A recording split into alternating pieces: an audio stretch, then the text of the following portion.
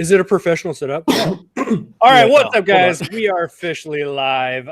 Super excited. I get to finally introduce you guys to a couple dudes that I've been hanging out with behind the scenes, and we're finally going to go live together, which is a lot of fun. So I want to introduce you guys to Dillon and James. These guys are the creators of Vendrive, which, I mean, you guys can go on. There's a whole laundry list of cool things that they make for that business, including a recent repricer called Aura, which we're going to cover later on in this video. But of course, we want to deliver value to you guys. So first of all, what's up, guys? Drop a comment in the comment section, of course. Where are you guys watching from? How has your day been? I just told these guys this is a super laid back channel, and we talk about real life. And don't mind me if you if you guys see me like shrugging my shoulder or moving. I fracked my neck up really bad yesterday doing pull-ups at the gym, and I literally couldn't even. I did a pull-up and I felt that twinge, and I'm like, crap, I gotta like just stop. I'm not gonna push this any further. And I went into the locker room, showered. And I kid you not, I couldn't even put pressure on my own head to dry my hair. It was. I've been there. Yeah, you guys have had that, right? You tweak your neck and turn it to the right. You gotta get like a lacrosse ball and just like apply pressure on it, man. I'm telling you, like foam roll it, you'll be good. Yeah. I've got this. It's called a Trigger Point Pro. And I don't think you guys. We haven't talked a whole lot the last couple of weeks, but I don't think you guys know I was a massage therapist in my prior career. Oh, no way. I was a personal trainer, which is not the same by any means, but it's similar. Like same as far as the service industry goes, though. Like dealing with clientele up and down. Dude, that is so rough. Like you want to talk about some crazy hours. Oh my gosh. You get it. Yeah. Like I know, like 5:30 a.m. Yeah, no, it's like 5:30 a.m. boot camp. So I got to be up at like 4:30, and then I'll have clients from like up till 2:30, and then I'll have like an hour break of which I'm supposed to eat and work out within an hour, and then have clients till like 9:30. Like, all right, let's go home and do it again. Oh man, like, this is not scalable. We've talked about this stuff before. That's hilarious. Yeah, it's funny. Like everybody has like this whole like previous life. Yeah, before like this world that we all get sucked into at some point somehow. It's true. We all kind of get sucked into like the reselling world, and then it just kind of goes from there. We all kind of follow the same like path too, right? Like we all start with like 08 RRA because we heard about it on like a podcast or like Pat Flynn's blog, and you test a few things like, okay, it actually does work, but now I want to scale it, right? And then you start looking at like doing more and more capital. Like it's absolutely insane. Exactly. So I'm excited to have you guys on here. Thanks again. So in the chat below, guys, I'm curious, how many of you, I know we have a good heavy base of people that do thrift stores, retail arbitrage, because it's kind of split 50-50 between Amazon and eBay. But for everyone, I think most of you guys in the chat probably do retail arbitrage, online arbitrage, thrift stores, etc., garage sales. But I'm curious, how many of you have a full-time job? Just comment below. Full-time job, family life, trying to maintain a personal life and build a business, all the above, which is always fun. So I'm curious to ask that question because these guys and I want to kind of just open up that conversation tonight about bringing in the aspect of how do you just go from making like $500 a month, $1,000 a month, even upwards of like 5K, which is still technically kind of like a part-time seller, right? How do you scale that with a full-time job, the family life, all that kind of stuff? You just heard Dillon mention you used to personal training, had to get up at 4:30 in the morning and build his side hustles on top of that. So I'm really excited to kind of open up this conversation a little bit more. And especially this year, I want to focus on that as well. I don't talk about it a whole lot, and I feel like I've lost touch. I don't know if you guys can relate to this, but it kind of, the prior life kind of becomes a blur when you go full-time. And it's not that you ever forget what it was like, but we kind of lose touch, right? So I want to get back to those roots of like what it was like for me to have a full-time job as a massage therapist. And I did the online personal training version of it. Oh, lucky. I did some boot camps in our side yard. I still got Big Bertha, which is my awesome tire. So we did like tire flips and stuff for Spartan training. So I came from doing that as my main career and then building my side hustles around that. So we totally get what it's like to have the full-time job and all that fun stuff. So we just think about this, guys on.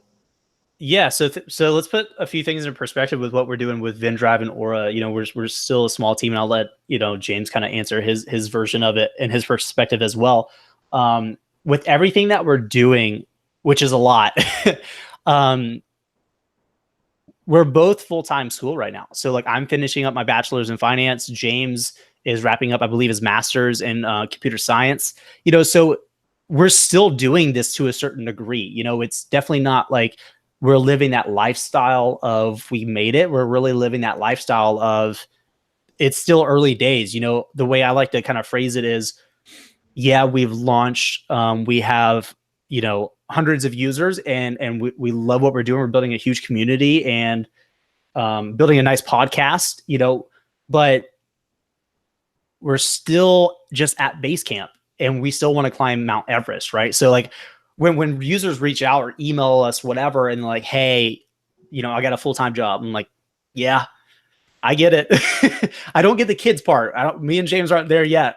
That's a whole other ball game. But, I think we approach everything from a system, from an efficiency, from a scalable standpoint, right? Because if your business isn't set up to operate like, let's just call it $1 million business, then it probably won't. But I'll let James jump in and kind of give his perspective on things as well. Because with him being our only dev and engineer and building everything out in-house like we've done, he's had to manage a lot. Yeah. So I started I was a part-time student. And when I started wholesale, I jumped right into wholesale. I took out a small loan. I had money that I saved up. I was around like $5,000 in capital.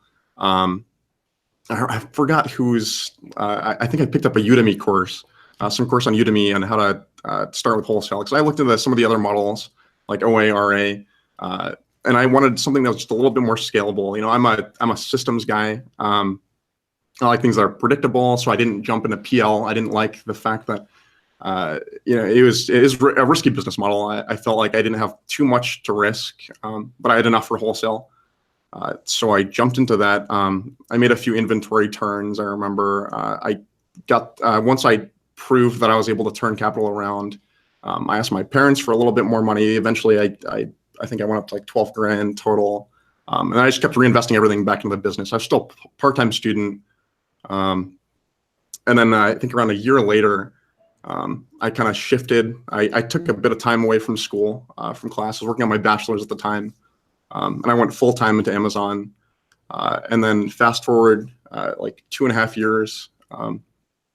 Over the course of those 3 years, I was building out software for myself, inventory management, basic forecasting, nothing pretty, but stuff that I could use with my own my own operations. And then eventually went back. So I'm finishing up my degree now, finishing up my master's part-time. So I'm not full-time anymore, but, and here we are today. I built out a SaaS model from the tools that I built in-house. So I had a CRM system, had a basic inventory system, which we haven't released yet, but. It's funny, like me and James actually met on Instagram. Oh yeah. So that's a funny story because when I was starting, I built up at this point, it's a fairly large wholesale business. And so as it was growing, I built up a very small Instagram account. It was Prime Arbitrage at the time. And I think the most I ever got to is 1,000 followers, but, I document my day to day, and I was inspired by Gary V, and his whole, he's pushing for you to document your processes and everything. So I would document my warehouse and my, the orders that would come in, the pallets that would come in as everything began to grow.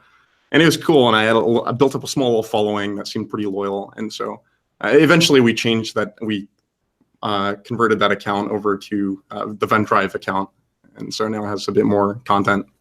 Yeah, we launched this whole Facebook community from that too. Because when me and James kind of met, I was reaching out to anybody and everybody who did wholesale. Like Larry Labarsky, reached out to him. He actually responded, helped out, which was cool. But James, I reached out and said, hey, I'm at this level. I'm at 6 figures. I'm trying to scale. You're at the 7-figure mark. Would you can I pay you for your time just to jump on Skype for an hour, 30 minutes, 15 minutes, whatever? He's like, dude, don't worry about it. Let's just jump on. And then we just kind of started to hold each other accountable. He's like, hey, let's meet once a week and just hold each other accountable. Right. So I'm learning a lot. He's giving me tips. I'm like, why would you share that? That's really good. But, he's just giving me everything. And I'm like, man, this is awesome. And we eventually, he already kind of had the Facebook group going, and, it was like 20 people at the time. Yeah, there's like 20 people at the time. So we started pumping out a ton of let's write up a blog post or a video of like how we source everything, not just like fluff. No, like if I had to basically hand over an SOP to an employee, here's what I would want to give them. And we just started doing that with our blog. And now, we crossed 5,000 users into the Facebook group. And now we just have this growing community, two SaaS tools that are growing very well. And it's really weird to consider the fact that we met on Instagram. Like, we didn't actually meet in person until like a year later between semesters, when I flew to Amherst in Massachusetts, because I'm here in Jacksonville, Florida, and was like, hey, like it was like awkward in like those first 5 minutes. You're like, we know each other, but this is still weird. Yeah. Like, please don't actually be crazy behind the scenes, and I just don't know. I've got to ask, which one of you was it that thought the other one was shorter or taller in person? Because there's always like, I thought you were going to be shorter. I always assume I'm just really short. So actually, I don't know if we're the same height. I feel like James. I think we're like about the same height. Yeah. Yeah, like we're like roughly the same height. Okay. Well, you guys had. That's great. Meets me. They're like, you're taller than I thought. I'm like, well, I'm sitting down in most of my videos. Yeah.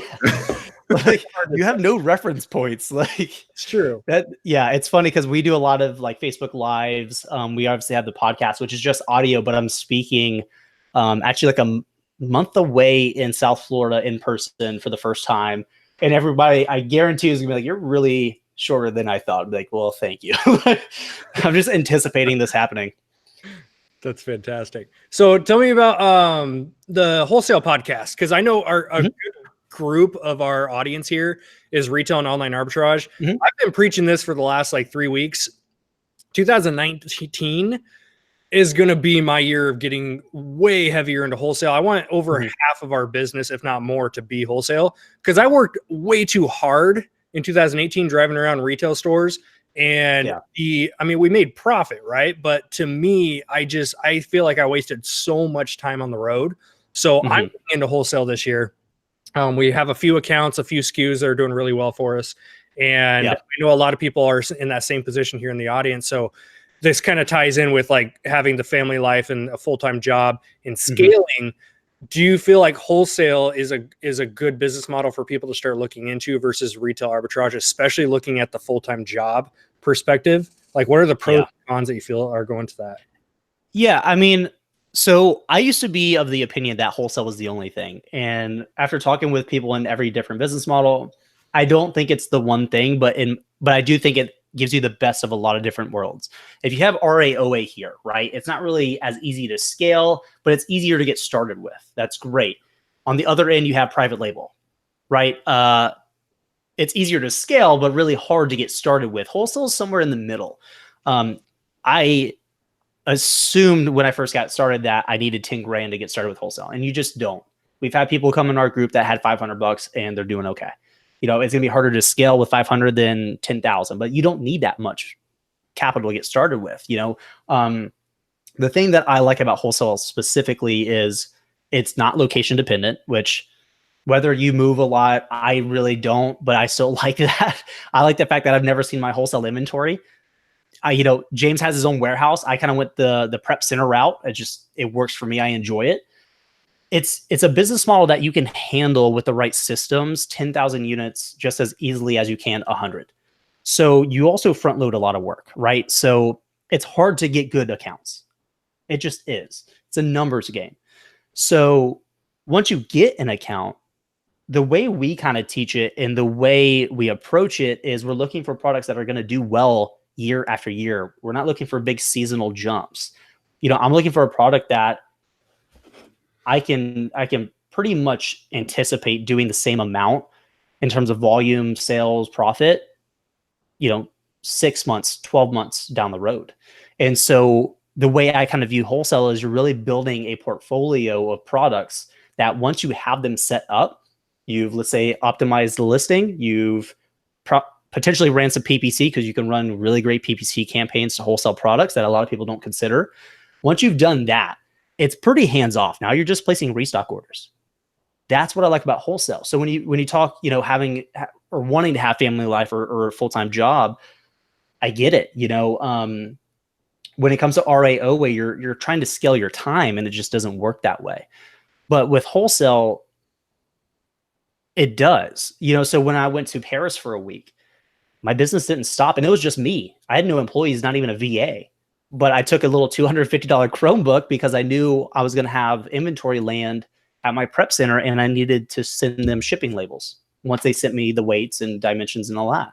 So I whipped it out, put it together, emailed it over, closed it, and went back to hanging out in Paris, So it does afford you that level of autonomy where, okay, work and life's going to get crazy for the next 2 weeks. It doesn't have to hurt you. As long as you're placing restock orders, it doesn't hurt your business. But when you're not sourcing RAOA, the work you do today isn't going to help you a month from now.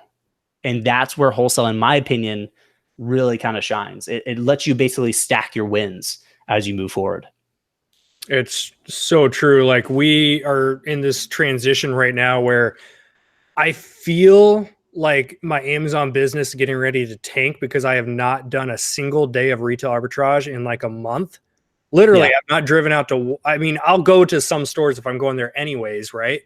But I have not gone out of my way for retail arbitrage in about a month. And I'm having this mini panic attack, right? Because I've been doing it for 3 years. So I'm like, I need to go buy stuff and ship out to them. And it's because we've taken all of our capital and we've been placing a wholesale order every single week. I've got 3 decent suppliers right now. One of them specifically for eBay, which is all shoes and clothing, new in the box stuff. And that stuff's been showing up. And I have an employee now. This is our little warehouse setup back here. And he's been doing all the prepping and shipping. So I haven't touched my own inventory. And my job is now to find the products and to source them, place the order. They're delivered, they're dropped off, and then they're shipped out by an employee. And that's a business model that works for us. But it's felt so weird to not source. Like, I know I'm making money, but it's just such a different business model, but it's freed up my time. Like, aside from this call right now, it's almost 6:30 p.m. I know, super late for you guys too, by the way. Thank you for— It's like 9:30 p.m. Yeah. It's all good. We're up anyways. But it's like, for me, because I've got a 4-year-old, we've got one on the way, which is going to be here in 4 months. So I'm going to have dang, early congrats. And, it's like, for me, I have immediate anxiety, by the way. Yeah, I know. Different episode for that one. Yeah, right. But it's the coolest thing to know that I'm going to be able to take, I want to take a good month off when our little one gets here and not have to really stress about, oh crap, I need to go out and source today. I can't see my own family for 12 hours because I'm in a small town, 45 minutes away from my nearest store. So I'm the type that when I do RA, it's not like a 2-hour trip. It's a 10 to 12 hour day because I might as well hit 10 stores while I'm driving an hour out. So wholesale for me has just it's been weird to transition to, but I'm already seeing the benefits of it. The fact that I've been home by 7 p.m. each night is shocking, right? So if anyone is in that position where you have a full-time job, busy family life, like, we get that. And I would definitely urge you guys to start putting in the work to get that door open to wholesale. And like Dillon said, it's a numbers game. I've called at least 60 or 70, called or emailed at least 60 or 70 suppliers to find my 3 decent ones. And whether that's going to a trade show and talking to them or calling them up via their website, it's a numbers game. Yeah. And absolutely. And the more you have, the better too, because so you have like a portfolio of accounts, right? And so, at any one point, some may be out of stock, or some may have more profitable. It depends on what kind of scheduling they use. Scheduling being, like, at this volume, you're getting this much of a discount, and then this volume, you've got this discount. And then some of them have different turnaround times. So you can really, like, the more accounts you have, the more you can cherry pick, at any one time, the most profitable, like, rotation or. Yeah, you're basically letting inventory compete for your dollars. And that's where wholesale kind of shines once you start, like, maximizing your capital expenditure, right? there's a few things. So like you're talking, it's hard for you to scale out the sourcing right now, right? Because it's a lot of your time. It's far away. So you're almost limited geographically, right? I mean, you are not literally. I mean, you literally are. But with wholesale, you're really not, And when you talk about scaling out from a business standpoint, it's much easier to hire and train somebody, even remotely, right, to source wholesale for you, because all they really need is a computer. So not just scaling the logistics, but scaling the sourcing side gets much easier as well. Having a VA do it is not difficult. So in terms of the cost of sourcing, that goes down dramatically, but you're not limited to geographical locations. You're not limited to a lot of things that unfortunately RA and OA is. So when you go to scale RA, OA, you need more people, right? Mm-hmm. Well, local people, in-person people to go do all these things, that's pricey compared to a global market that could be fairly, cheap. You're talking under $10 per hour. Right now, a VA in the Philippines sourcing for you is going to cost upwards of $6 to $7 on the high end per hour. And they do great work, and it's not hard to teach. So you can scale it out fairly cheap. So for people getting started who don't have a lot of money, you can still scale very well. Just to reference the podcast. So the podcast is Wholesale Made Easy by Vendrive. It's just search Wholesale Made Easy will pop up, and it's exclusively tailored for wholesale. So we've interviewed guys like Larry Labarsky, Trent Dursmid. We have had people like Amy Weiss come on and talk about exactly how she optimizes listings, right? So we even talk about like how we source. Like episode 1 is, okay, here's exactly how we source wholesale products, start to finish, not holding anything back. This is it. And if you want to read about it, we got a blog post that goes even more in depth. So it's not even difficult to do. I say all the time, it's simple, not easy. It's simple because it's pretty straightforward, but it's not easy because, like you alluded to, it's a lot of phone calls, and that's tough for a lot of people. It's uncomfortable when you consider the fact that what you're really doing is sales. It's like, call it what it is. It is like a numbers game. You'll reach out to 100 suppliers, and at the end of the day, maybe 30 will open an account for you. And then of those 30, maybe like 2 or 3 will be profitable. So and that's just the reality. You'll stay with them. Like I've stayed with some for over 2 years now. One going on 3. So and James, you've got your business pretty systematized too. Like even when I was up in Amherst with you for 2 weeks and we were launching Aura together, like your Amazon wholesale business I was like, where is it? We even went to the warehouse. He's like, no, I got it pretty much taken care of. Like it's good, and so that's the thing too. Like, Chaz, you're talking about wanting to take a month off. Even with no real employees, you can do that with wholesale if you structure your restock orders appropriately. I burnt out for a month and I had to do that. I literally was calling 50 suppliers a day to get launched, and I burnt out. So I took 30 days off, but I had enough accounts and it was fine. I placed restock orders and that was about it. And I binged Netflix for like a month. It's just kind of on the flip side of Dillon, like I have a warehouse, and when I started, I thought, I ran the numbers, and to me, it made more sense to. So I'm out in a rural area.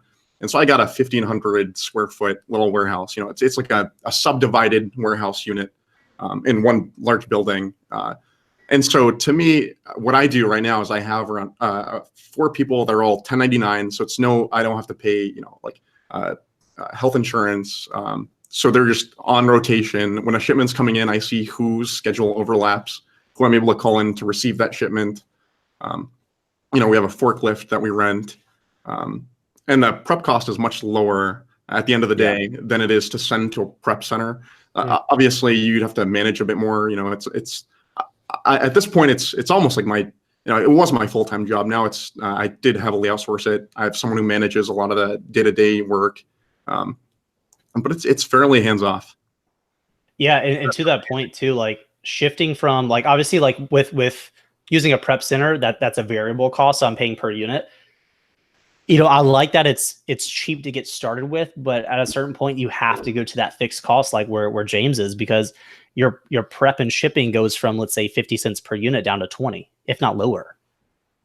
right? So, but even that, even him having this physical presence, he doesn't have to be there all the time. That's just the way. One thing that it does help with too is when you have one thing that as soon as I got the warehouse, one big thing that helped is I was able to open accounts much more successfully. Like a lot of them ask for, do you have a commercial address, or do you have some retail address? And even a lot of the ones that asked for or asked whether or not I had a retail storefront, some of them might say yes. I'd give them my warehouse address. They never check. I'm assuming if they were to, then they'd see it's at least a commercial address. So, but I don't know. Maybe that was just me, but it was a lot easier to open more accounts as I got that space. And I can actually back that up. One of our 3 suppliers, there was the same situation. They told me no until they asked if I had a commercial address, and I gave them this address here, and they were like, "Oh, okay, yeah, he's legit then." So, I mean, there's pros and cons. Yeah. I think the biggest takeaway too, and I love that you guys are in opposites, right? Yeah. And you guys watching in the audience too, like, take away from that, you need to craft and design your business to fit whatever lifestyle you want. Absolutely. Some people do not want to manage another human being in their life. Yeah. Right. And then other people like myself, I'm totally fine if we grow to the point where I have to manage a team of like 5 or 6 people here at the office. Like, it fits my lifestyle, and I totally don't mind that. So just because you see other people, because especially on Instagram, right? You look at Instagram, you see pictures of like a big warehouse and a full team, like full day here at the office. And some people are like, "Oh, I need a warehouse and I need a team of it." Like, no, you don't need any of it. You just need to build what you want is the big thing. And that's I think they preach all the time. Yeah, I think there's pros and cons to each one. Like, excuse me, I know that I'm giving up a section of profit, if you will, for, like, I'm paying for it, right? So I'm paying for that convenience.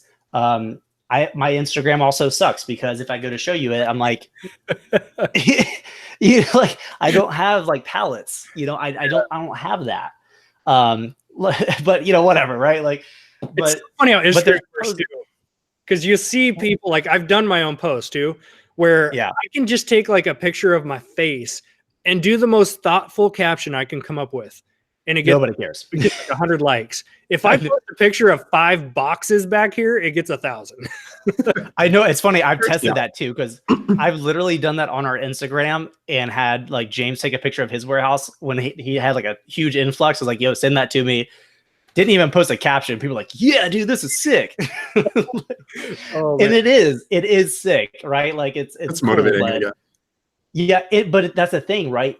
If you look at symbols in terms of like success symbols within business, like with ours, it's boxes, it's pallets, period. True.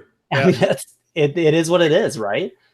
So, but yeah, I mean, I think you should be aware of where you're at, right? So let's say you do have a family and a full-time job, and you're like, "Hey, I barely have enough time to source as is." Okay, well, maybe you don't need a warehouse. Maybe you shouldn't be prepping your stuff. I mean, that's why I did it. I didn't have the time. And I was like, well, if I have 10 hours a week, would I rather spend 10 hours a week fully sourcing, or, 40 to 60% sourcing? Mm-hmm. I made that decision. Now I would definitely go a warehouse route, because it does make more financial sense. Right. And you can hire people to do it. I don't know. Yeah. You can argue either way, but it really comes down, like, both are good. It just depends. Like, purely financials, James wins that one. He just does, right? He also doesn't have the lag time that I would. If my prep center gets a huge influx, and this is happening, like, "Hey, we just got a forward for 100,000 units. We're going to have to push you like 4 days." I'm like, "Okay, well, my forecast was for not more than 4 days, but what are you going to do?" A little bit trade-off of flexibility, though. So yeah, exactly. I'm more flexible, obviously. Mm-hmm. Yeah, exactly. So he can jump in there and prep out. He's only got to worry about his stuff, which is great, right? So his turnaround time in terms of prep, hours. Mine's days, if not weeks sometimes. Mm-hmm. Pros and cons, right? So, if you want to travel and do all that stuff, you can do that. You're going to have to pay for the luxury, though. Yeah, I don't know several people that do. Like one guy in particular, I don't know if he's watching. I'm not going to call his name out, but he's probably watching this stuff. What's up? He knows if I'm talking about him. He does a lot of books, right? Uses programs like eFlip, and he does a lot of books. Mm-hmm. And he's on Amazon Flips. And he took a trip to Thailand for like a month and his business didn't stop because he was utilizing a prep center. And he just kept sending in inventory every single week, and they were turning that stuff around for him. And his sales climbed; they didn't drop at all. So that's why I tell people, like, you gotta craft that around your lifestyle. Because again, if you are someone that loves to travel or not be tied down somewhere, like the warehouse is a lot of fun. I think the pros far outweigh the cons for me. But I'm tied down to this in a sense, right? I don't have a manager yet, so I have to be here to oversee that everything's getting done by the couple employees that we do have. Same thing with running a virtual assistant team. Like we have another OA leads business that we run. I've got a team of 6 people I got to kind of oversee and manage and make sure everything's running smooth there. And that fits our lifestyle because I'm able to travel a little bit, not for, months on end. And that's kind of what our lifestyle design was. So if you guys are in like that full-time job and you're not going to be traveling a lot, like you might look at hiring a physical employee. And I tell people the first thing that you should, and you guys can give your 2 cents on this too. I think one of the first things that you should outsource, and this helps tremendously, going back to what Dillon said, if you only have 10 extra hours per week, would you rather be spending that finding product and spending some family time together or prepping and shipping? Because I think the first thing you should outsource as an Amazon FBA seller is the prepping and shipping. You should not be wasting your time. If you're doing retail arbitrage, you shouldn't be wasting your time taking stickers off of boxes, putting labels on items, and Target is the worst too. Dude, I kid you not. I've stacked them and had them go this high. I'm like, these were flat. Oh man. I'm in like a hot garage. Like, this is not what I anticipated when I started. Just live this life. Yeah, it's great. Yeah, I agree.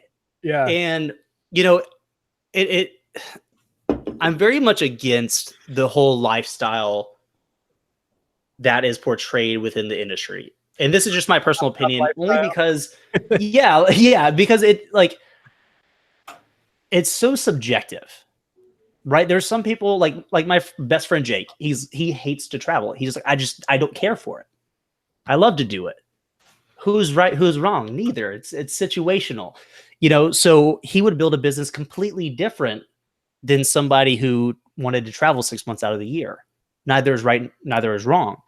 So you should build the business and lifestyle that you want, not the one that's being portrayed. And unfortunately, we see this all the time with wholesale, with users jumping in and they're like, I just didn't know I had to call 100 suppliers. I thought I could call 10.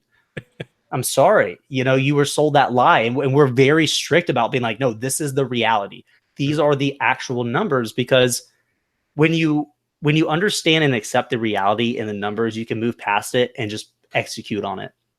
But when you assume it's only going to be 10 suppliers you have to call and you're going to get 7 and have this great business and you don't hit that, you're going to be devastated. You just are. You're going to be just flat out upset, right? You're going to be like, everybody lied to me. This is not possible. But the reality is, call 100 suppliers and you're going to feel more encouraged. You're going to feel empowered, and you're going to make great progress, and you're going to have profitable wholesale accounts. But you got to commit to 100 supplier phone calls, not 10. And that's the thing. This is like a sales job. It's, you're on the phone basically selling these companies. Yeah. Like you're trying to convince them to sell you product, or how will you present their brand, right? Like, because you're tasked with representing them as a brand on Amazon. They want to trust that you're going to maintain MAP pricing, and all that, and maintain good levels of customer service. So you've got to sell them on your value add. I can optimize your listing and this way, that way. Point out examples, show them that you're committed to the brand and you're looking to help them grow their less well-ranked products on Amazon and maybe other marketplaces as well. It's not just showing up with money. Until you get your first successful account and you turn your first, set of inventory, it's tough and it's discouraging, and especially when you're getting all these no's. Just like a sales job, you're getting all these no's, until you get that one yes and you turn around your first successful shipment, that's like the turning point, that's like the aha moment. Then you see, wow, this is you put in all this work, but now this account is there for like, it's locked in. You can reorder, it's like with RA when you're first starting. Like I've helped a buddy, and like wholesale is a bit more capital intensive, and so I had a buddy who had less capital to start with, and I suggested that he start with RA. And so you scan a lot of products, or he scanned a lot of products, and he was discouraged until he finally he learned the rules that you had to follow in order to find profitable inventory that would actually turn around quickly. As soon as he got that first like sale and from Amazon, and that's when it was like he was hooked. So it's like that aha moment. Nothing beats that first sale, and that's so spot on what you said too. With it, the no's get so discouraging, especially when you're brand new and you're watching YouTubers, you're watching Instagram accounts, and it's like, got another wholesale account. Yeah. I showing the picture before that of how they called 99 and got the no. Exactly. Same thing happened where I got turned down like, I don't know, 20, 30 times until I found the first one and went through their whole list. Of course, these lists, I mean, they could be thousands of products long. And that's a whole nother numbers game too. Once you get an account, you've got, and there doesn't have to be one in there. There can be 0 profitable products in a 100,000 SKU price list. Yeah. What happened the first like 3 accounts I got? I'm like, I'm in wholesale. I'm still ready. And then I got the list. I'm like, well, I can't make a freaking dime doing this shit. Yeah. And, that's what I'd say. My suggestion is like that was one thing that was discouraging too. But like going after brands, it's called reverse sourcing, right? Where you find, and that's, you look at what you typically use, day to day, what's around your house, what are you interested in? And you go after those brands, right? And then you ask them like, hey, I'm looking to open a dealer's account, a wholesale account. So you already know that those products are selling well on Amazon. And you know what price you'd need to get them at to make, say, like, minimum 20% ROI. And then you're trying to shoot for that price. You're trying to negotiate. I was never, I'd say like 85% of my revenue comes from direct to brand accounts. I don't go through, I know some people have success with this. Like I personally haven't focused on it. Wholesale has several, models within it, as a selling model. There are models where it's high volume, low margin, or high margin, low volume. And then people that focus on distributors, those that focus on brands. I just focus on brands, find it a lot easier. And going back to your other point where it's, the no's are discouraging. One thing that you'll realize now, like, in today's like state of selling wholesale or reselling wholesale inventory on Amazon is, like 80% of the brands that you call today will ask you if you sell on Amazon.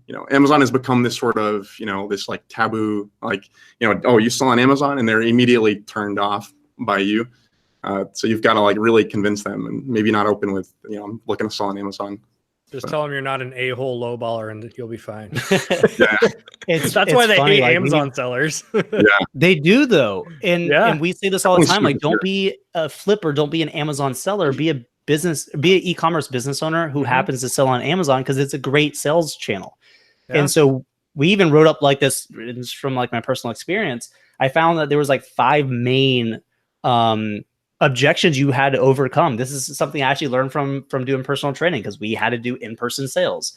Sit down, you have an hour, sell them $5,000. I'm like 19, like, go sell that lady $5,000. I'm like, okay.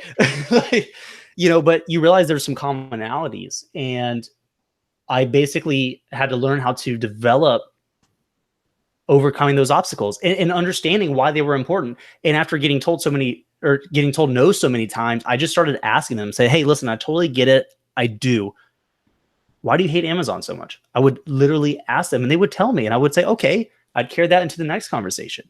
So one is, you're just too small of a fish. You want to negotiate, and you're asking for, 60% of a discount. You're asking for exclusivity, and then they give you some wiggle room, and then you place a $500 order.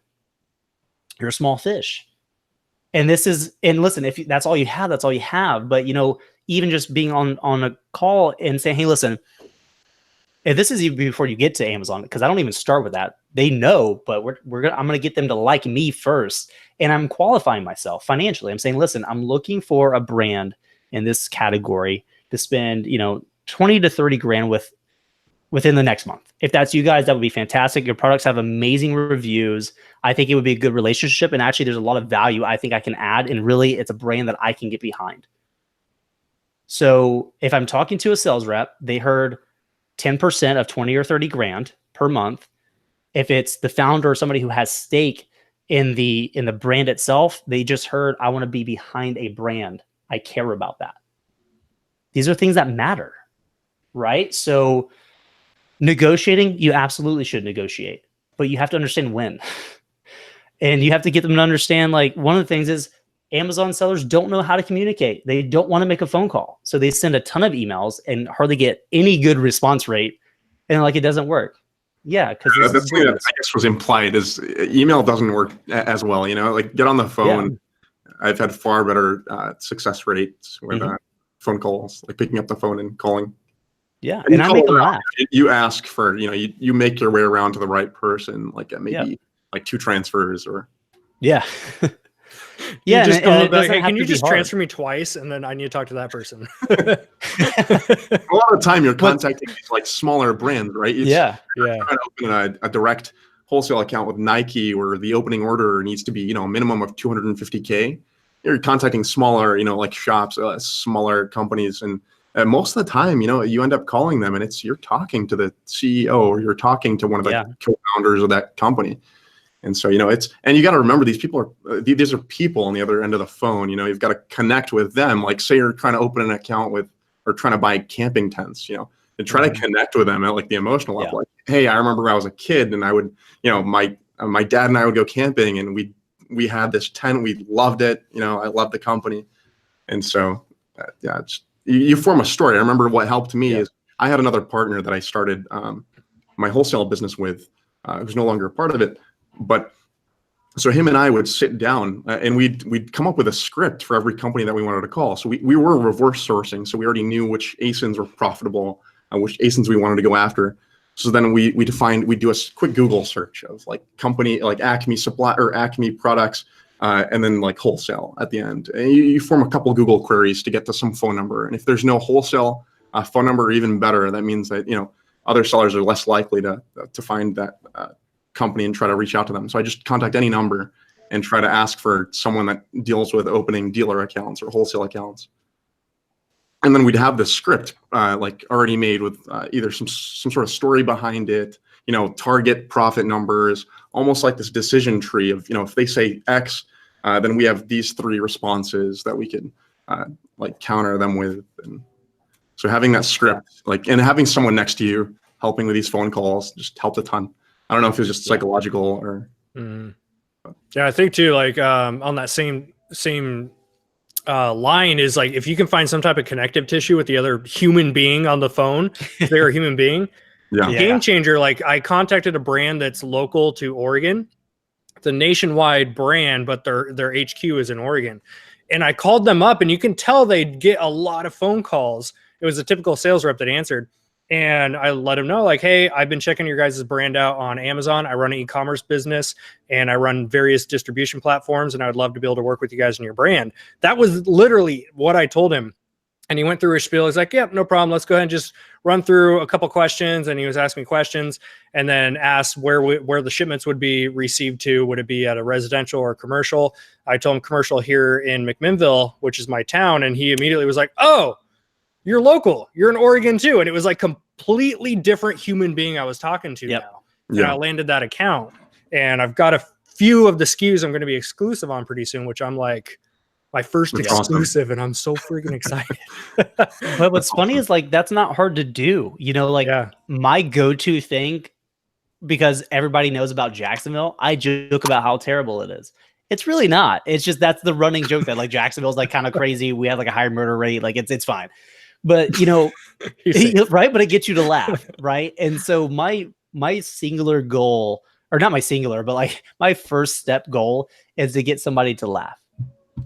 It depends on the person. If they get on and I can tell they're kind of stressed, it's been a long day, I'll mirror that. Like, you know what? Yeah, no, it's been a rough day. I don't know. I'm like 5 coffees deep and this is not working. I think I need to update, something a little bit harder, like whatever. It's a conversation. But like you said, it's a human being. Like you're not calling like, Mr. Business. No, you're just calling Debbie. You're calling John. Just talk to him. But it works. I think if most sellers approach the conversation just from that perspective alone, those conversations would go much better than they have been for you. Awesome. I'm curious too, what are some of your guys in the audience here? Comment below. You're in a full-time job, busy family life, whatever the situation is, whether you want to keep that job and scale your business or you want to become a full-time seller. What are some of the hiccups that you're having? Like, what are some of the limitations that you guys are having? Because I think it'd be important to touch base on some of those. And then the other part too is if you guys have questions for these guys, obviously they know their stuff. And they're here to dedicate their time for you guys. So drop your questions in the comments and we can get those taken care of. This is a good one is Peggy said, how do you go about finding 50 suppliers a day to call? Easy. Sure. You're going off the products on Amazon, right? Like I was talking about, you look around and we have a method called leaf sourcing. So, you look around and you find some like candle holder. And so you go on Amazon and you go a few pages, you go a few pages deep. You may find like one company, or if you try to filter out private label brands. And usually those are the ones where they have only one seller. I've kind of trained myself to spot them pretty quickly. Yeah. And then you go into related products. And so you kind of like branch out from there, and then you find the brand, in Amazon, you can see the brand behind the product, and you just in Google, you type in, brand and then wholesale or brand contact. And you just try to get a phone number. And if you want a dealer full, forms, looking to place a wholesale order or like contact us here. Those, surprisingly, those are the ones that I've had less luck with because those are more easily accessible by other sellers. Yep. So they're most likely, other sellers have most likely already reached out to them and, opened a wholesale account, drove the pricing down to where it's no longer profitable. Yeah. And if you want like a good in-depth overview of how we do this, including, the reverse sourcing, leaf sourcing, we put a whole in-depth blog post for 2019 together. So if you just Google Vendrive, VENDRIVE, wholesale sourcing, it'll come up. It'll be the first one. And that's going to dive. And if you want the exact link, is vendrive.com/blog/wholesale-sourcing. That goes in depth. Like anytime somebody joins our Facebook group, sends us an email, message, whatever, and they're like, I'm brand new. What do I do to get started? That's what we send them. That alone will save you thousands in courses and will get you moving forward immediately. We don't run any courses or coaching. Yeah, we don't do the whole like guru thing. That's the ultimate beginner's guide, right? Yeah, I'd say so. Okay, so if you guys are watching this video, I'll do it both in the live chat right now and on the recording in the description below. I'll link that exact blog post for you guys. Cool. All right. Yeah, that's gonna help a lot. All right, that's a whole subject, Alan. Finding the right product. You can make like Forex, where you have a set of rules and you just go through these products and quickly knock them out as one doesn't match like a rule, like a BSR under this. Like number of or rating is like greater than 4 stars. Mm-hmm. Number of sellers is between 3 and 10, let's say. Yeah, and like I have a buying criteria that I kind of follow. It's personal to me that I look for, and as long as I'm hitting that, I'm content. I don't really care too much for one variable, like what is the BSR. I don't think that tells you enough. Obviously, if it's over, a certain amount, it does. I care about the equation. How many competitors are there? What's the average BSR? What's the average price? Is it stabilized? Is it matured? I'm looking at the whole picture. On the listing. Yeah, exactly. Just because it's got a great BSR doesn't tell you everything. Yeah, like if Amazon's on the listing, like should I jump on the listing? Well, like one thing to understand. So Amazon, like within Amazon, they have a lot of teams within Amazon that manage a lot of their vendor accounts, a lot of their direct to Amazon accounts, and so they sell that as Amazon. And so like they're different. Like there are different teams that sell different products, but at the end of the day, as an end user, all you see is Amazon. No matter if it's like one team or another. And so some of them like will be fairly, on some listings will be like, will play fairly. Like they'll match the price for third-party sellers or of third-party sellers. With others, they're more aggressive and they'll tank the price down. So you really got to look at in Keepa, study up on your Keepa charts and look at the price history of third-party and Amazon. So a couple topics here. One, do you guys have a YouTube account? We do. So it's just Vendrive. So actually we post our podcast there as well. It's on iTunes, of course, everywhere else.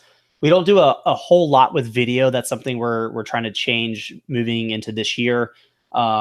We do a lot of Facebook Lives with our Facebook group where I will sit down for an hour every day, or not every day, every week. Right now it's Tuesdays at 8 p.m. Eastern every day. And live source wholesale. So I will screen share and do all the stuff that's in that blog post and show you, here's what I found, here's why I like it, here's what looked good, but now that we're really looking at it, it's not good, and here's why. So we do that. I will be posting those to YouTube moving forward. Now that we have a good software that can get good quality recordings from Facebook. Yeah. And all the links you guys are hearing about, don't worry about, I know some of you are like open up new tabs and like trying to, it's all going to be compiled in the video description. If you're watching the live chat, just pay attention once the video is auto posted in a couple hours. All the group descriptions, podcasts, all that good stuff is going to be up there for you guys. This is a good one. I always love hearing about this. So go back to when you first started, right? And I know it's kind of a blur. That's scary. Right? It's a very scary thing. Some of the mistakes that whether you made or you see a lot of, because you guys deal with a lot of brand new to wholesale people like myself, right? What are some of the common mistakes that you went through or that you see people going through that maybe you can help save somebody some money or some severe headache right now? I'd say so. Test orders, right? That's like one of the biggest ones. In the beginning, I'd jump into I got like very confident in like wholesale like very early on, which is like dangerous. And so I was placing orders and I was able to turn inventory around more quickly. And then I'd open new accounts and I'd think, okay, well, given the same metrics that I used or the same like criteria that I used to find my last account, this one should be profitable and it should like sell through pretty well. And so I'd buy like these large orders. And I remember one of my biggest mistakes was buying like way too much of one product. And I ended up sitting around for like 5.5 months, when it should have sold in around 3 weeks, according to my calculations at the time. So always place like test orders, try to buy like, a week or 2 weeks worth of inventory, a week worth of inventory based on, and it depends what metrics you use, right? Like I use Jungle Scout. I know some people are against that, but so I use Jungle Scout and Viral Launch. And I try to average out the sales revenue estimates. Awesome. Yeah, I think the biggest thing for me too was shifting from looking for reasons to buy a SKU versus reasons why I shouldn't. Basically, I started looking for red flags. And at the end of the day, if I couldn't find any, I'm placing a test order. But me just doing that mitigates risk so heavily, but then I'm still mitigating risk with a test order, right? So you're basically proving or having inventory prove to you why it's worth your money versus getting excited. I tell new sellers all the time, don't get excited because the numbers look good. It's an estimation. It's not reality. You got to prove it, right? The numbers look great. Doesn't mean that it is. Let's place a test order. I usually do anywhere from 12 to 50, maybe 54 units. If that goes well, as soon as they start selling, everything's green light. I place a restock order, go full capacity, and I'm good. But I've done so much risk mitigation leading up to that restock order that restock order, the risk there is pretty small. Yeah, I'd say another thing is like, price. And so I remember jumping into some, so my personal buying criteria is I want to make a minimum of 20% ROI. And so I remember some, I'd look at them and I'd say, oh, neat. Like, with this, I'd call them up and I was ready to order. And, given the price I was able to get them at or those units at, I would be making, just around 20% or like 18% ROI. And I made the mistake of just looking at that instantaneous like price, like the current price. Yeah. And not to realize that, that was just happened to be like a local maximum, like a temporary like high. Like it go right back down. And so I remember like when it went right back down, I was sitting at 5%, a 5% ROI at the end of the day when the price came right back. So then I learned to look at not only a BSR history, and these were like very early mistakes. Then I started looking at price history as well. So you've got to look at the price and see, where is it like normally? Are you just at like, some outlier? So. I didn't even look at average like, BSR. I was with some brands, and I remember like it was clear that another seller was using a repricer, and they were pricing below MAP. And one thing, I was trying to fight them for a while, and I realized like you've got to work with the brands that you purchase from. Like if you report MAP violators, and they'll work with you. They'll try to take those sellers down, and so you got to look at them as partners, not just someone you buy from. That's solid right there too. And all those tips, the test buying and looking at, pricing and rank history is crucial for RA and OA sellers too. Like I made so many mistakes doing retail and online arbitrage where the current timestamp as of that hour, the rank, the price, all of it checked out, right? So I'm like, I'm going to buy 50 of these. And then it was tomorrow. And I maybe sell through like 20, prices come back down to normal, or I deal with price takers, right? And then I'm stuck with an extra 30 units that just hang out for a couple months until I get rid of them at break-even price. Doing those test buys, if you guys, I saw somebody commented, what is a test order? It's just a small batch for retail and online arbitrage. Usually my ballpark number for a test buy is going to be like 5 units. If numbers check out, get like, 3 to 5 is a good test buy. And then I love what Dillon said. Once you see the momentum catch on, those first couple sales come through, then go get your restock or your reorder of those. And you can, go 10 deep on the next one. If those start to move at the price you want them to, then you can go 20, 30. It's just not doing what I've definitely done many times from I get so excited about the product and I buy 30, 40, 50 units and I get stuck with a bunch of them. I've done that where I ordered like 100 units because I'm like, this says I'm going to move 100. Let's order 100. And I didn't look at the average BSR. I saw where it currently was. And then I learned the hard way to look at the average BSR. I'm like, oh, I'm going to move 5 units per month and it's not profitable enough to run PPC. Crap. Don't do that to yourself. The lessons we have to go through. Yes. Seriously. And then it gets, as someone said, lead times matter as well. Like, absolutely. Mm-hmm. Yeah, they do. Yeah, so even like when you're talking like restocking, like your supply chain and having the systems in place, knowing your lead time, knowing your shipping, your prep time, all that stuff comes into play once you're placing restock orders and all that stuff too. Yeah, and that gets interesting too. Like higher level wholesale is, it's a lot of variables at play, and you've really got to be on top of your numbers. I love math and I love statistics and accounting. So it's like, I'm deep in my spreadsheets and like automation, but like, then you get into like net 30 invoices. You try to, over time, as you develop a working relationship with these, some of your suppliers, you try to negotiate and get like better terms, like net terms, which means you don't have to pay for your immediate or inventory, like on receipt, you have more time to pay it off. So if you can like stack that like properly, you can buy a lot more inventory than you actually have capital, if that makes sense. As long as you time that well, and you don't realize that you have to suddenly pay like 3 invoices that you don't have the money for. So it's all about balancing or staggering them correctly. I literally went through that a month ago. Not even a month ago, it was like 2 weeks ago. I got it so excited about a couple, because some vendors, they'll send out like a monthly list. Some of them do a weekly list, or they'll just drop random daily emails. And I got a stack of 2 of my suppliers sending me stuff on the same week. And I was like, I want $600 worth of this. I want 13 cases of this. And then a third one came through. I was so pumped up about the product. I'm like, I want another couple $1,000s worth of this. And all the invoices came in at the same time. I'm like, oh, I just have to plan out that lead time the right way. Yeah. That's a key thing I'm learning right now. It's very data driven. I'm telling you, especially when you're starting to scale, the data matters. And that's honestly like why we've gone through building tools, right? We started with Vendrive, which is a CRM tool to help you manage your suppliers, specifically for wholesale sellers. Although we actually have a few private label sellers using it for private label research, which is kind of interesting and works pretty well. And then Aura, our AI-based repricer, like data matters. And, we're in this unique position where we have access to so much of it, just not easily accessible, right? Like Amazon gives you a pipeline in terms of like the API and what's there. It's just, you can't do a whole lot with it just being a single non-technical seller. James is able to do a lot because he's a wizard, but that's its own conversation. But having access to this kind of data and being able to do things that help you increase sales, like at the end of the day, that's pretty cool. That's kind of where we start to geek out a lot.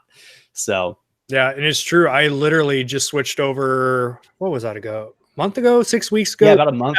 Yeah. I switched over. I was using one of the other big guys, the popular ones, right? And I made that switch over, got all my prices input, and then there was a small delay for about a week.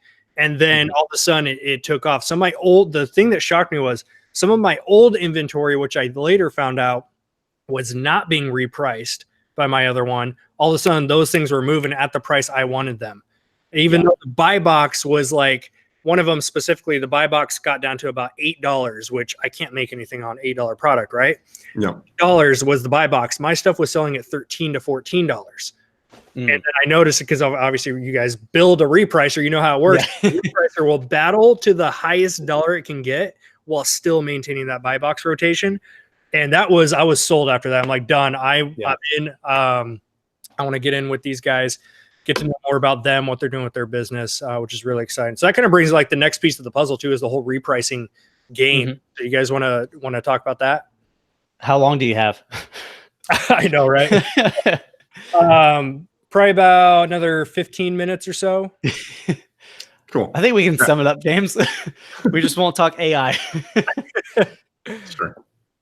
So yeah, we built Aura, which is our repricer, and so background on myself. So I concentrate. I'm getting my master's in computer science. My concentration is in artificial intelligence. So right now we built out Aura, and we're working on some like pretty neat machine learning models.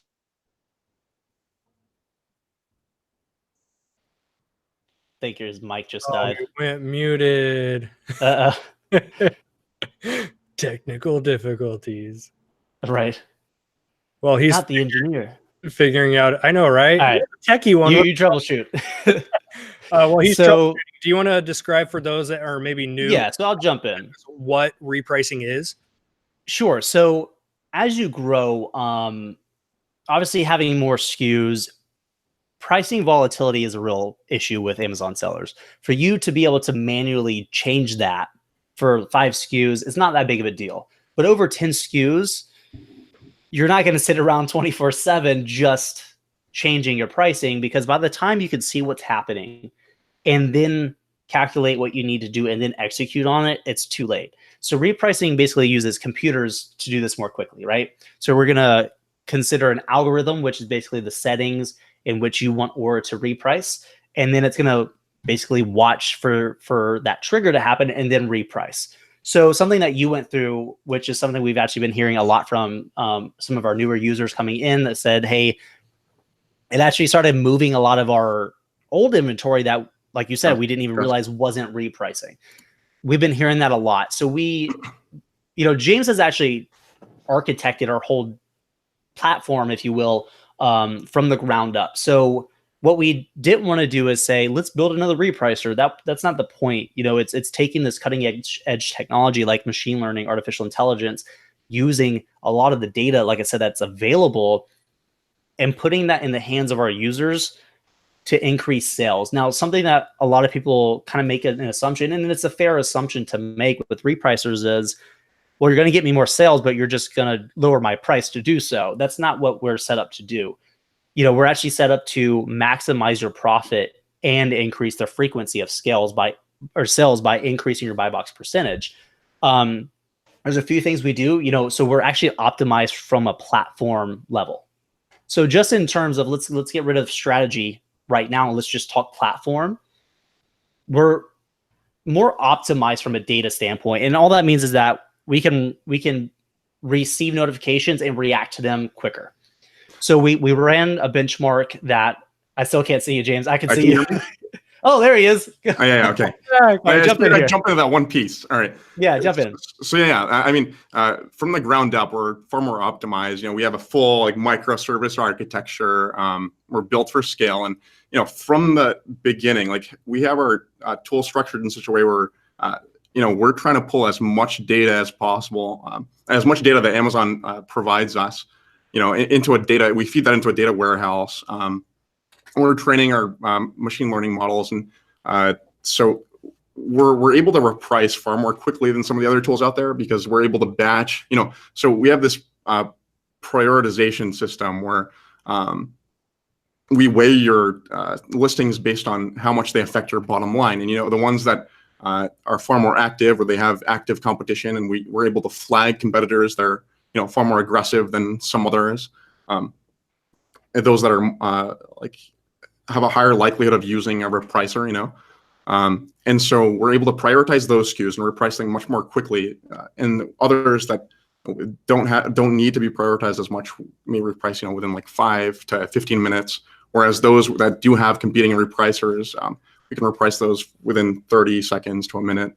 And that's just based on like this priority system that I've built out. Yeah, and so we really just kind of want to follow what's called first principles, right? Let's really pull back and not just say this is how repricing's been done. Let's tweak it. Let's pull it back and say what are we really trying to accomplish here, and let's build from that. So a lot of things that we do are different. We're friendly enough to where if you've used a repricer before, you'll be comfortable. You're not going to jump in and be like, what in the world is going on, right? That's not what we want. So it's comfortable. We have comparable features right now because we want you to be able to get in, be comfortable. And even if you pull strategies that you've been using with your other repricer when you come over, you can use those, and they'll, even though it's the exact same strategy, you'll still be repricing better.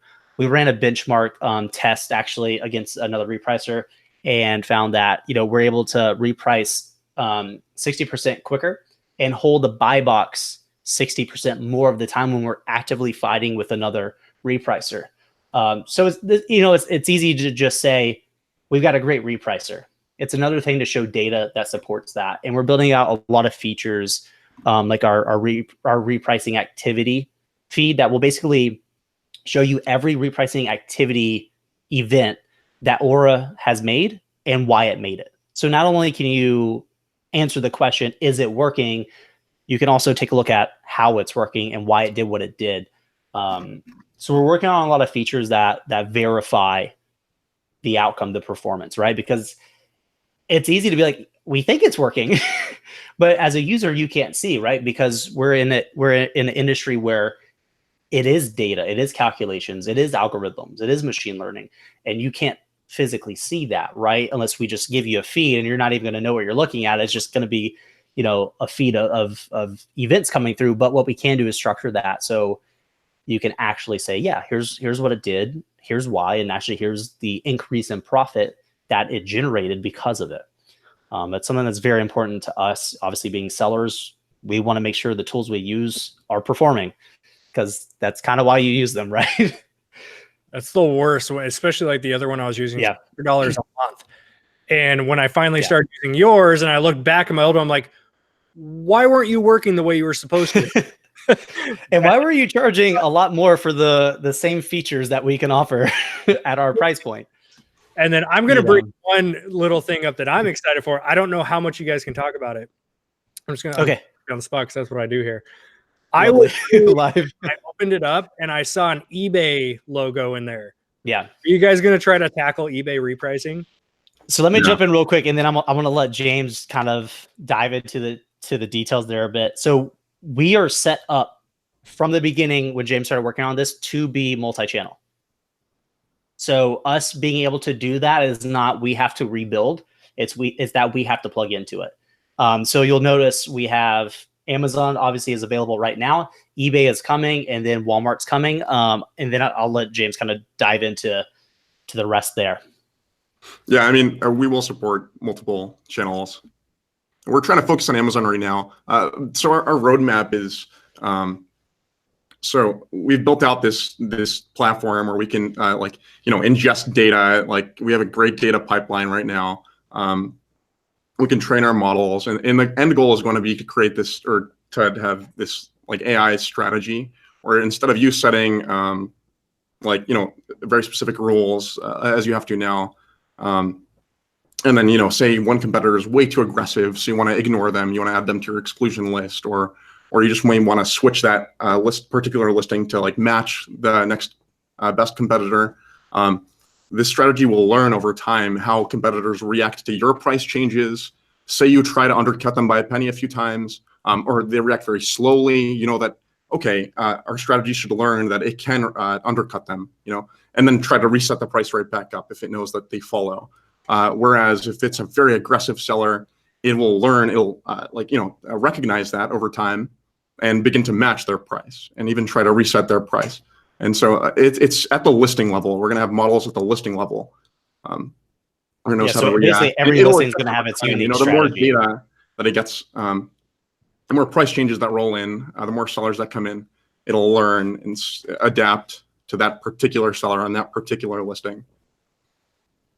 And I will say too, since we're on the topic of roadmaps and things happening, I won't say specifically what, but this weekend we are releasing a big performance feature that will kind of be, behind the scenes. It's going to be performance based, but you'll notice that pretty immediately going into next week. So that's something to look forward to. One of those things is some sellers have had the issue of, we're reactive, so we react to price changes. We have some proactive features right now that'll try to trigger price changes from Amazon, or offer change notifications from Amazon. But one of the issues is that, and I've had this with other repricers, is when you change your strategy or your min and max, it waits until the next offer change notification rolls in to adjust your price. And if it's a fairly inactive listing, that may take a couple hours.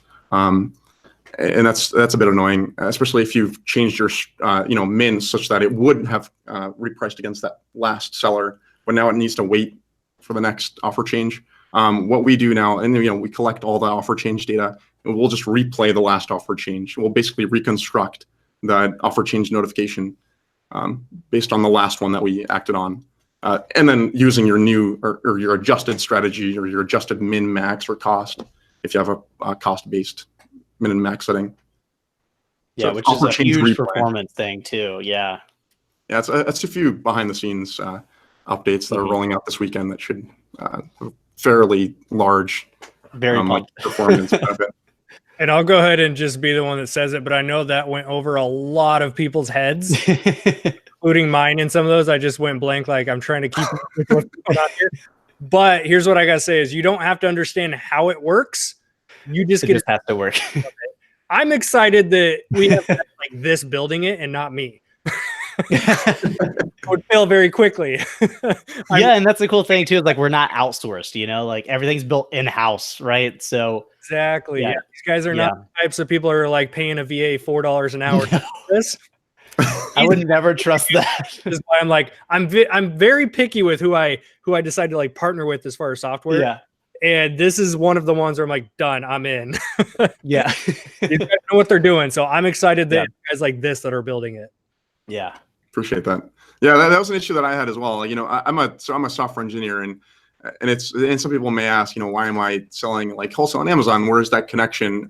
I find the intersection of like selling on Amazon and building that. The intersection is in me building my own tools. So I started by building my own tools, and that's how I was in this field that's so far from computer science, but I was able to build my own tools, and I saw how dated a lot of the SaaS offerings were out there. And so repricing was one that I saw it was like heavily overpriced, and some did not perform as I expected them to.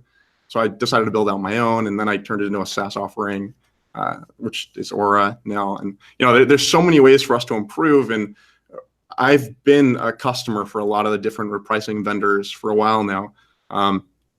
The rate at which they're advancing is fairly slow, and it's because they've got revenue rolling in. You look at their their company structure, and it's like 80% sales and marketing. So they know they have a good enough product, and they're just trying to push it out there.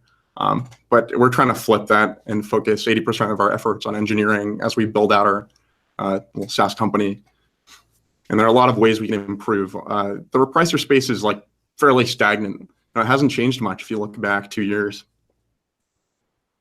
And I love the fact that you guys are, I mean, you're still kind of like the baby company with the repricer side.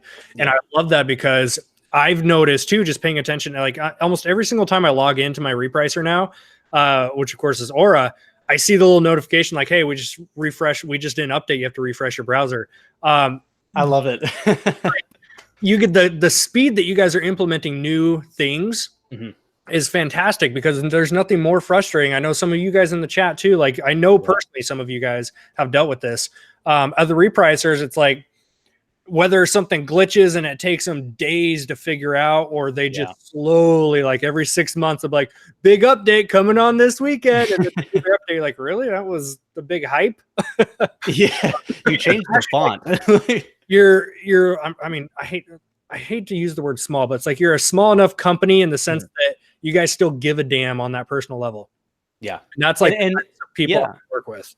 Well, and related to that, like we were having a conversation with a larger user that was wanting to come over. He was frustrated with his current one. There's some issues going on right now in the space, and he's like, "I'm sick of my repricer not working, and I'm sick of support not returning my emails."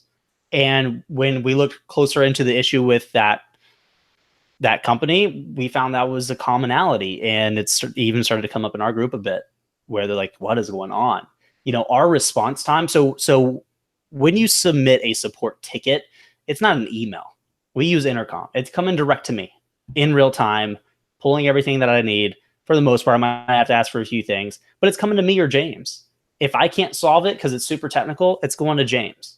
And so in terms of having that feedback loop, right? So one, we're responding to support tickets and closing them very quickly. If you're like, hey, I have a suggestion or an idea, some feedback. Yes, please bring it all on. Even if you're like, this page sucks, I hate it, change it. Cool. What do you think would be better? Let's make it better, right? So we have a feature where, hey, go in and make suggestions, and we look at that and take it into account and actually, build out from that. So we have this tight feedback loop where we're not assuming that our product is perfect or the best. It's getting there. And we don't think it's ever going to be there because there's so much more we can do. We never want to have that assumption. And we don't want to make the assumption that we know what's best, period. Our users do. Our users can come in and say, hey, actually, we see 80% of our users use this feature a little bit differently than we anticipated the workflow to be. Okay, let's change that, right? Like, let's make it easier for you, not just be like, well, that's just how it works. That is the worst excuse for not working, period, right? It's just, no, like, hey, I think that makes a lot of sense. Let's take a look at that. And that's the thing. There's a term for that. It's agile development. And so we could take feedback in very quickly. And, as we build these features out, we release them iteratively. We don't wait for this like large launch, like once a month. As soon as the feature's built and it's tested and like staging, we push it live to production, which means live. Yeah, and if it's like a UI issue, if it's like a little UI thing, we're like, yeah, we didn't consider that. That makes a lot of sense. James can have that out in a few days. There's no sense in waiting for a major release to release this little thing that just makes the site a little bit better, or the platform a little bit better. We can just do that by itself. So we're, the thing. Transparency. Go ahead. Right? So it's like one thing that I think helps us, and this may get harder as we scale, but I think like transparency is a value that we don't want to lose. And so we have a roadmap right now that's public. So when we decide on which features to build out next or which features to prioritize, we look at our roadmap. And so that's public, and users can vote on the features they think they find most important. And that's what we focus on. And looks like Dillon disconnected. Oh, there you are. Okay. I was just frozen. Yeah. That's all right. But it's we're following we're following best principles and practices when it comes to technology, which unfortunately a lot of the tools just aren't in our space. We see it all the time, right? Where it's just, from us looking at it from a technical aspect, you're like, that's not like, yes, it works, but there's a reason why that site feels heavy. There's so much more we can do from a technical standpoint that this industry unfortunately just hasn't been given. And it's time that we at least start to set the precedent that this needs, like, the whole tide needs a raise. Expectations of tools need to be high. Performance, usability, all these things matter. You can't just say, well, we're the only one here. It works the way it does. And that's not enough in 2018, 2019. It's just not, because there's somebody somewhere who's willing to work on it and do it better. And that's what we're doing. And Inventory Lab, a question that I just saw, because I have this open. That's in the works. So we're really relying on Inventory Lab at this point. So for that integration, we're just waiting on them to give us the go ahead. And we're ready to jump in. So we recently brought in another front end developer that handles a lot of front end work, and so it kind of lightens my workload. And yeah, I'm just waiting on them. We're hoping to do that this quarter. But we do have a bulk upload feature that will help, because that we have users that come on, like we have like 3,000 listings. Like that's not an issue. We make that as easy for you as we can. So don't feel like I'm too big, I can't come over. That's not an issue for us. We have enough users that's been with us for a while, and we have small users up to very large users, that has helped us really stress test our system and find little things that, we just didn't think to consider, or that you just couldn't see would be an issue until the scalability factor hit. And we saw what was going on, quick fix, and we're moving forward. So whether you got 10 SKUs or, a few thousand, that's not really an issue. Yeah. And the big thing I want to tack onto that too is I actually didn't even use a repricer for my first 2 years. I was one of the stubborn ones. It was like, why would I pay for a repricer when I can sit down for a couple hours a week and manually go through all my listings and do it? And how fun was that, though? I know, right? So some people in the chat might be thinking that same thing. Like, why do you even need a repricer? Coming from like a smaller seller myself, especially back then when I was first starting out, the first 2 years, I would sit down every Sunday, and I had a routine every Sunday for like an hour and a half, 2 hours. I'd sit down and look at all my listings, and it was like 200 or 300 listings, reprice all of them, and then I start making more sales on Monday, Tuesday, and then sales would dip, and I do it again Sunday. That works, but a repricer down to, like you just heard, within a minute of repricing on some of these listings here, it's going to battle 24/7 every single day. Like it's going to be there battling for that buy box, and you're going to get the most amount of profit, because if, let's say, you sit down physically and manually reprice an item on a Monday, and then it sells on a Wednesday, and you made a $5 profit, you could have made a $7 profit if you had a repricer battling it on Monday all day for you. So you're going to make more money. Yeah, it's the frequency is key with that. So as somebody who didn't do it for 2 years, take my word for it, repricer game changer. It's a way of outsourcing. We talk about outsourcing a lot on this channel now. It's like, how do you get more time back into your life to focus on family time or sourcing more product?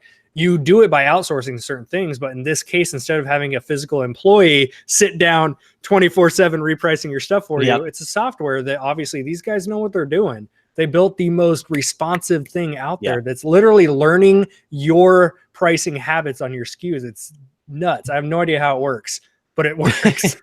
Well, even better than outsourcing, because I think outsourcing is important. I had somebody on our podcast called Ari Mizell who has a framework, which is OAO, which is how he approaches, systemization, all this stuff. And the first one is optimization. You optimize the system, the process first, right? Because if it's a crap system, it's not going to matter who's doing it. The second one is automation.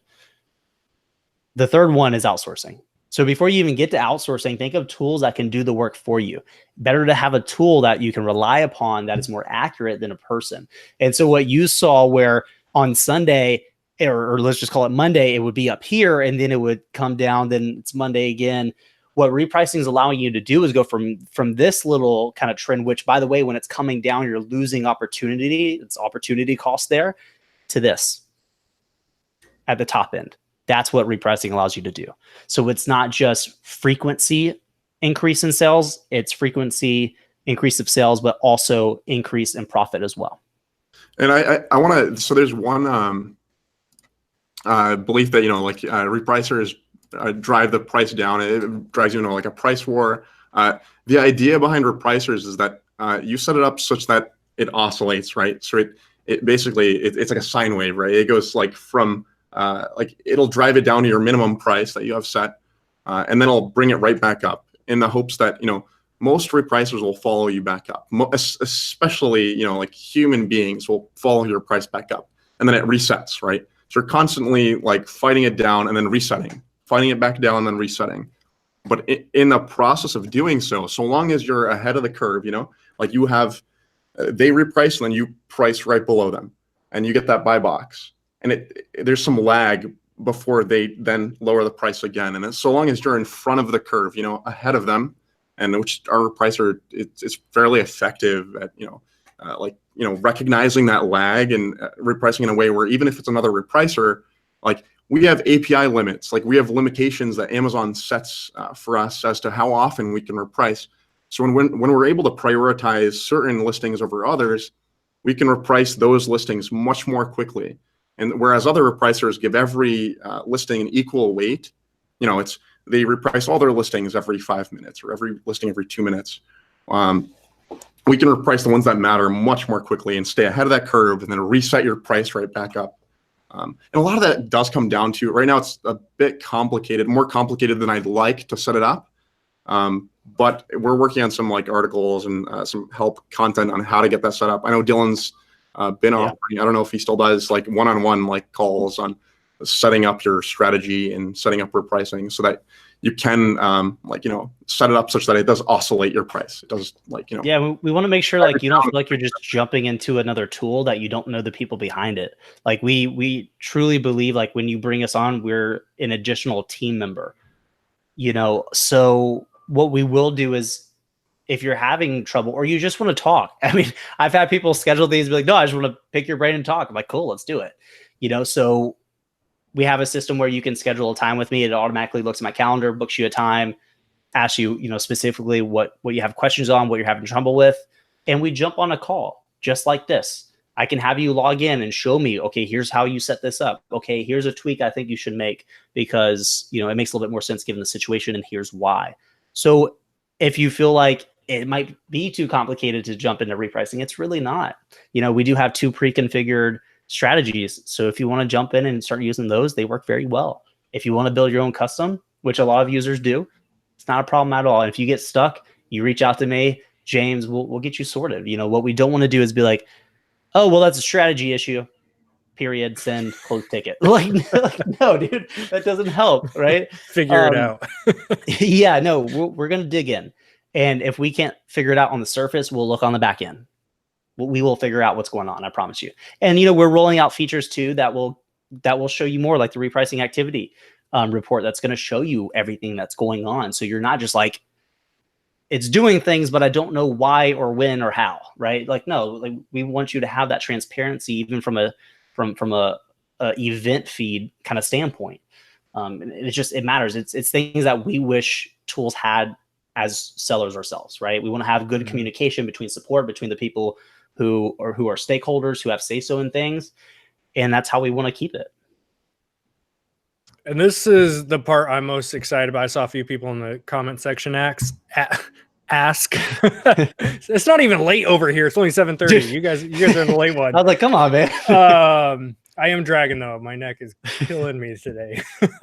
I'm most excited. Like, that's all cool. Like, it works. Everyone clear that it works. Simple. It works. I'm excited because the other guys are $200 freaking a month and they don't even do their job right. So I was expecting, when I first heard about these guys through like Facebook groups and stuff, I'm like, oh, I got to go check it out. Looked it up. I was expecting, you know, $130 to $150 price point, and literally shocked. And I even asked why in the beginning, like, why are they priced the way that they are priced? So do you guys want to dive into like the number one question everyone's going to ask? Like, okay, good job. You built software. How much though? But yeah. So we have a single tier. So our single tier is $57 per month. We have a 50,000 SKU limit. So most of you are not going to hit that. If you do, we'll have a conversation. We'll work with you. Why?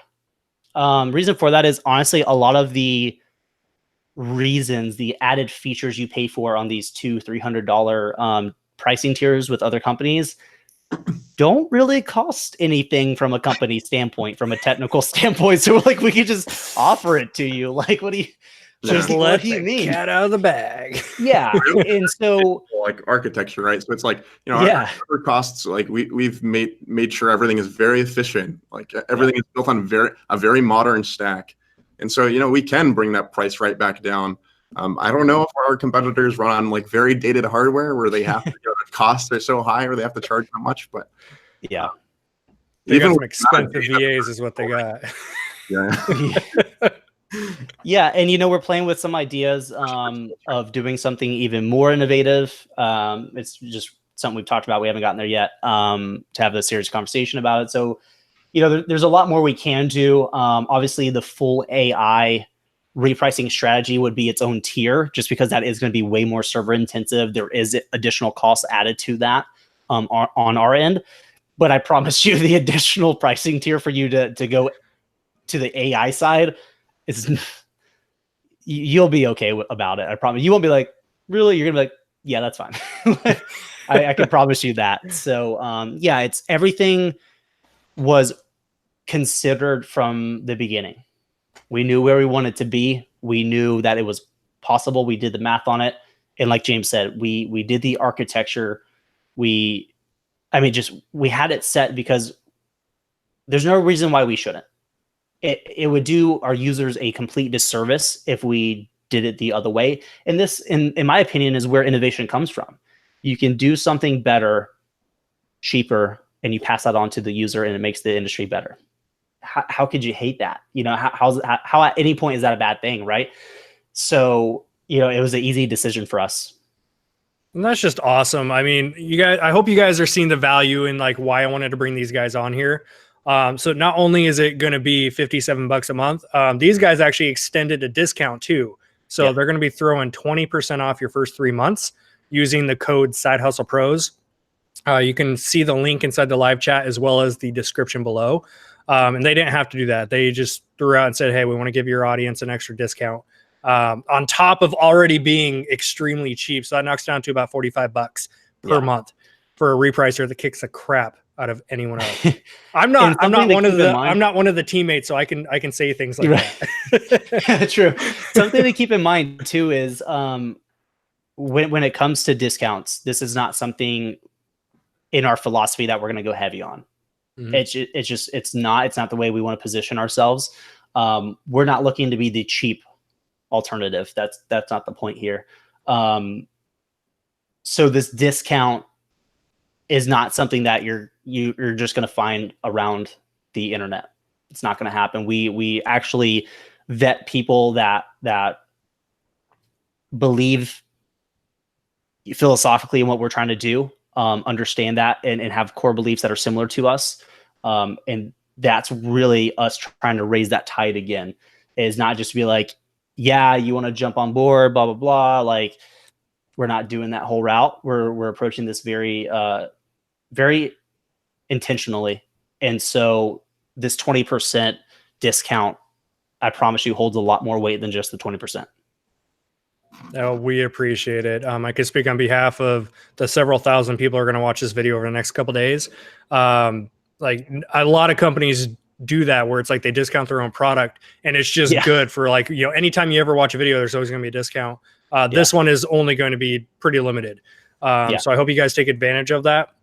Not for the sake of like, give these guys the business, but you guys like, especially, back to the original topic of full-time job, family life, you want to scale, like you need to get on a repricer. I'm telling you, and you guys have a trial too, correct? Yeah. 14-day free trial. So here's the thing. Days.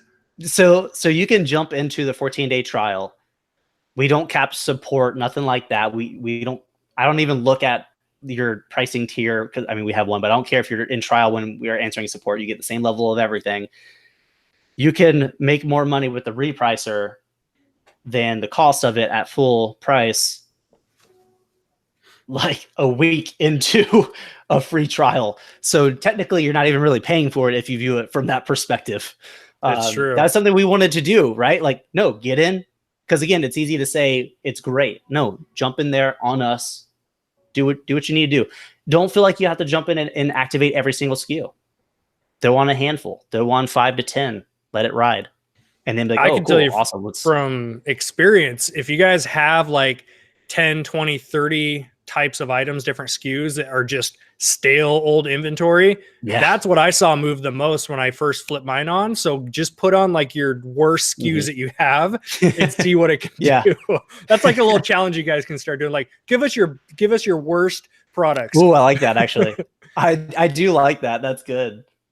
That's so funny. Yeah, and it's such a common thing we're seeing with users where they're like, dude, how did you guys move this? We're like, you just signed on like 5 minutes ago and activated repricing. Like that's what it does. Yeah, I mean, you know, so yeah, definitely jump in there, use the 14-day trial, get that 20%, because again, it's not something that's going to be easy to obtain. But yeah, I mean, jump in there, use the 14 days, get it making you more money, get it moving some stale inventory, paying for itself. I mean, we try to make it as easy as possible. Yeah, and you guys really have to. You know, yeah. So if you guys have any last minute questions for these guys before, well, you guys are night owls, so you're not going to go to bed anytime soon. But we're going to wrap up here. So go ahead and drop those final questions in the chat. Somebody asked, who was that? Why not just match the buy box price and share the sales with other FBA sellers? Because other FBA sellers suck, and they're the ones not sharing the buy box. So, I mean, it's not that you have to. So people make the assumption that repricing has to be pricing below. A lot of our users match buy box. What happens though is the buy box shifts. Like James was saying earlier, it oscillates. Oh yeah. So you could not reprice and be like, but I'm matching, and then the buy box changes. That doesn't mean you have to price below. Actually, some of our users, oddly enough, price above by like 1 to 2 cents. That's what I do. You know, right. I mean, so think about that, right? So again, this comes with the whole assumption that repricers drive the price down. From what we've seen, the way we've built it out, that's just not the case, because we understood that as sellers, and that's not the point. Because again, we don't want higher frequency of sales. We want higher frequency of sales, you know, with the asterisk of more profit. So it doesn't have to be that. You know, like I said, a lot of our users choose to reprice by matching the buy box. I'm a big fan of that method too, guys. If you're new to repricing, set it just a few cents, or you can do it by percentage too, which I like you guys did. So you do like 1% above the buy box. And yeah, I've been a huge fan and of you that can method. treat Amazon differently too. So what's cool is we have exclusion settings where you can have everything set up for normal, but let's say Amazon might jump on. Well, you might want to reprice differently against Amazon specifically. You can set that as well. They tend to be aggressive. Yeah. they like to play rough a little times. Yeah. Every now and then. Oh, it's so funny. Yeah. All right, guys. Well, thank you so much for your time tonight, especially being on the absolutely. East Coast. You guys are putting in a late one here. But I think most entrepreneurs are night owls anyway, so that's it, man. Really any extra work for you. Seriously, though, thank you for your Bull. time. The knowledge bombs that you guys dropped were amazing. Comment below if you guys enjoyed what these guys brought, and if you want to bring them back onto the channel for a future date and cover pretty much any topic. These guys have a ton of experience in different avenues. So this was only like, we covered wholesale, repricing, you know, getting the work-life balance thing. Yeah. I mean, that's only one section of like the knowledge that you guys have in more. this too. We just do an 8-hour cast one day. It's from failing a lot. It's funny how that works. Like I tell people all the time too, like, stop watching my videos. I appreciate it, but stop watching my videos if you're not going to do anything with it, right? Right. Yeah. Go all lose the time. $1,000. You won't do it again. I promise. Yeah. You learn real good. Yeah. Are you guys going? Ooh, that's another thing we didn't even talk about. Are you guys going to ASD, or do you go to trade shows? You know, I've never gone to a trade show. Yeah, same. It's really just because, like, schedule. Yeah. You know, with school and stuff, it kind of like, not that I don't want to. I would like to. Actually, we're talking about going to a lot more conferences this year, but it's hard to fit it in with everything, to be honest. It is. Yeah. You gotta schedule that stuff out. It's tough. Yeah. But it's something that, you know, we definitely want to do more of, not necessarily even just like the trade shows, but like the industry and conferences, right? I think we're in a unique position where we actually have a lot of cool stuff that we can share that a lot of people don't have access to, just from the data we have and what we see with users. that I think would add a ton of value. That's why I'm speaking in South Florida here in the next month. And so we'll probably do a little bit more of that as well. I think it's just cool with other sellers too, because it's very rare to meet other Amazon sellers in person. For me, in person, yeah. We're also used to, like, especially in a warehouse, I feel like I'm just in like my own little cold dungeon sometimes. Like, there's humans out there somewhere. Yeah, on Facebook. It's true. It's like, then I pull up Instagram, like, oh, my friends. It's so sad, true, but kind of true sometimes. Like, that's why I tell people all the time, like, go to events, go to conferences. I mean, you're going to learn some stuff from the speakers, but more so like that hallway jam and bars and dinner meetups. That's where you're going to really connect with people. And that's where you get a lot of golden nuggets from. I agree. I've gotten some of my best learning experiences from slightly tipsy sellers. It's been fantastic. So I recommend just a little too much. The ASIN started with. Seriously, thank you guys for your time. Everyone in the chat is blowing up saying they want you back, so I gotta have you back. Awesome. No. Well, then we will be back. Awesome. Everyone have a fantastic night. If you want to take advantage of the off, which is going to be a temporary thing, just look in the description of the video, and we will see you guys next time. Peace out. Thank you, Chaz.